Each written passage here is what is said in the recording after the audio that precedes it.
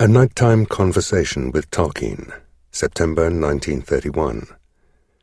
The final chapter of Surprised by Joy speaks briefly and tantalizingly of Lewis's transition from pure and simple theism to Christianity.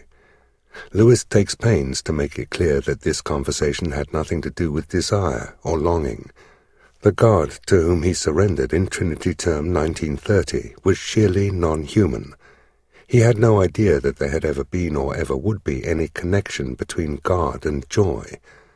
Lewis's conversion was essentially rational, unrelated to his long-standing fascination with joy. No kind of desire was present at all. His conversion to theism was in one way a purely rational matter. Lewis's rhetoric at this point can be understood as preempting a long-standing atheist caricature of faith as wish fulfillment.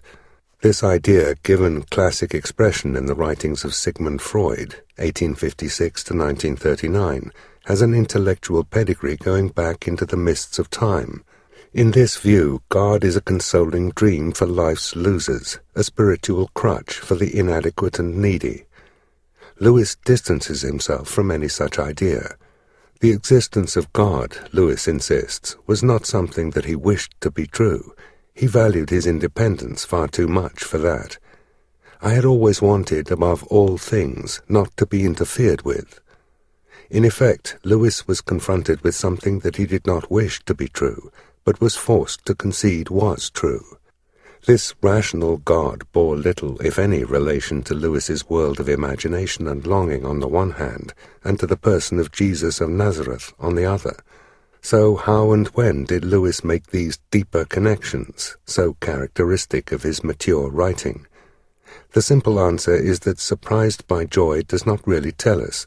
Lewis pleads that he is now the least informed on this final stage of his spiritual journey from mere theism to Christianity, and that he may not fully be relied upon to provide a complete or accurate account.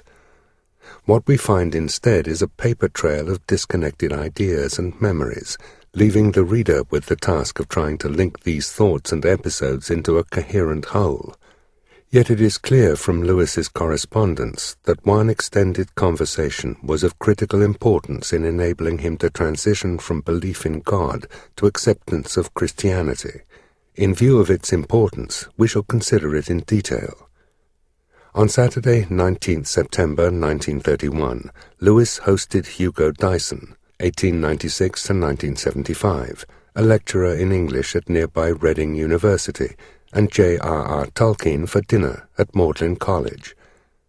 Dyson and Tolkien already knew each other, having been exact contemporaries at Exeter College, where they studied English together. It was a still, warm evening. After dinner, they went for an extended stroll along Addison's Walk, a circular footpath following the River Cherwell within the college grounds, discussing the nature of metaphor and myth. After a wind came up, causing leaves to fall to the ground with a noise like pattering rain, the three men retired to Lewis's rooms and continued the discussion, which had now shifted to Christianity. Tolkien eventually made his excuses at 3 a.m. and headed home. Lewis and Dyson kept going for another hour. This evening of conversation with these two colleagues played a critical role in Lewis's development. The imagery of the wind seemed to him to hint at the mysterious presence and action of God. Although Lewis now kept no diary, he wrote 2 letters to Greaves shortly afterwards, explaining the events of that night and their significance for his reflections on religious faith. In his first letter, dated 1st October, Lewis informed Greaves of the outcome of the evening's discussion, but not its substance. I have just passed on from believing in God to definitely believing in Christ, in Christianity. I will try to explain this another time. My long night talk with Dyson and Tolkien had a good deal to do with it. Greaves naturally wanted to know more about this intriguing development. Lewis provided a more extended account of the evening's events in his next letter, dated 18th October. Lewis explained that his difficulty had been that he could not see how the life and death of someone else, whoever he was, 2,000 years ago, could help us here and now. An inability to make sense of this had been holding Lewis back for the last year or so. He could admit that Christ might provide us with a good example, but that was about as far as it went. Lewis realized that the New Testament took a very different view, using terms such as propitiation or sacrifice to refer to the true meaning of this event. But these expressions, Lewis declared, seemed to him to be either silly or shocking. Although Lewis's long night talk involved both Dyson and Tolkien, it is Tolkien's approach that seems to have opened a door for Lewis to a wholly new way of looking at the Christian faith.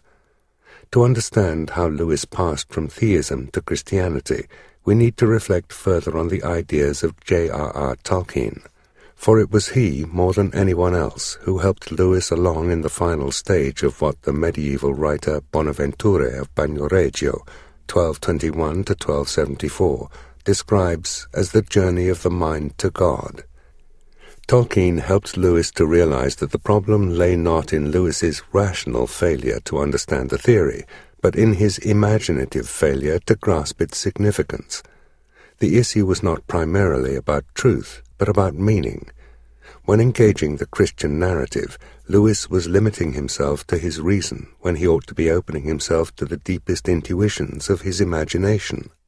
Tolkien argued that Lewis ought to approach the New Testament with the same sense of imaginative openness and expectation that he brought to the reading of pagan myths in his professional studies. But as Tolkien emphasized, there was a decisive difference. As Lewis expressed in his second letter to Greaves, the story of Christ is simply a true myth, a myth working on us in the same way as the others, but with this tremendous difference, that it really happened. The reader must appreciate that the word myth is not being used here in the loose sense of a fairy tale or the pejorative sense of a deliberate lie told in order to deceive. This is certainly how Lewis once understood myths, as lies breathed through silver. As used in the conversation between Lewis and Tolkien, the term myth must be understood in its technical literary sense if the significance of this exchange is to be appreciated. For Tolkien, a myth is a story that conveys fundamental things, in other words, that tries to tell us about the deeper structure of things.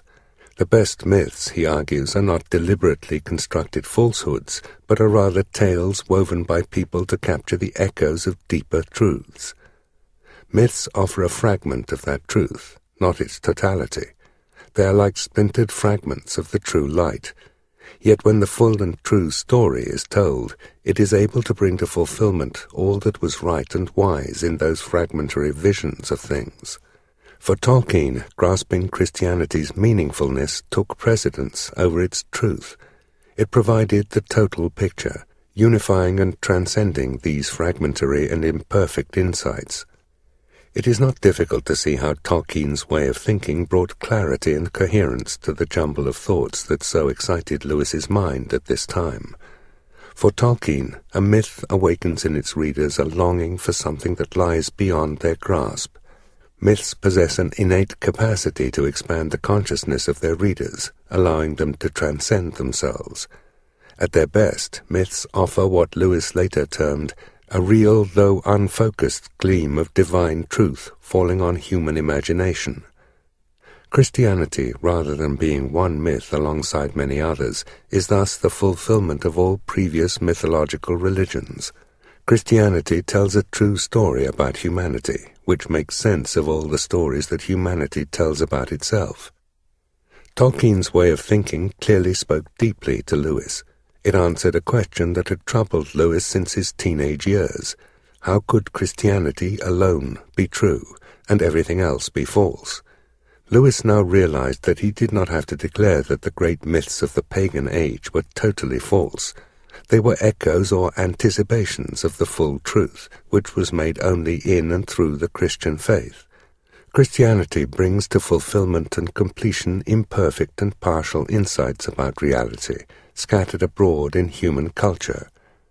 Tolkien gave Lewis a lens, a way of seeing things, which allowed him to see Christianity as bringing to fulfillment such echoes and shadows of the truth that arose from human questing and yearning. If Tolkien was right, similarities between Christianity and pagan religions ought to be there. There would be a problem only if such similarities did not exist. Perhaps more important, Tolkien allowed Lewis to reconnect the worlds of reason and imagination. No longer was the realm of longing to be sidelined or suppressed, as the new look demanded, and as Lewis feared belief in God might imply. It could be woven naturally and convincingly into the greater narrative of reality that Tolkien had presented. As Tolkien later put it, God had willed that the hearts of men should seek beyond the world and should find no rest therein. Christianity, Lewis realized, allowed him to affirm the importance of longing and yearning within a reasonable account of reality. God was the true source from which those arrows of joy had been shot, ever since childhood. Reason and imagination alike were thus affirmed and reconciled by the Christian vision of reality. Tolkien thus helped Lewis to realize that a rational faith was not necessarily imaginatively and emotionally barren.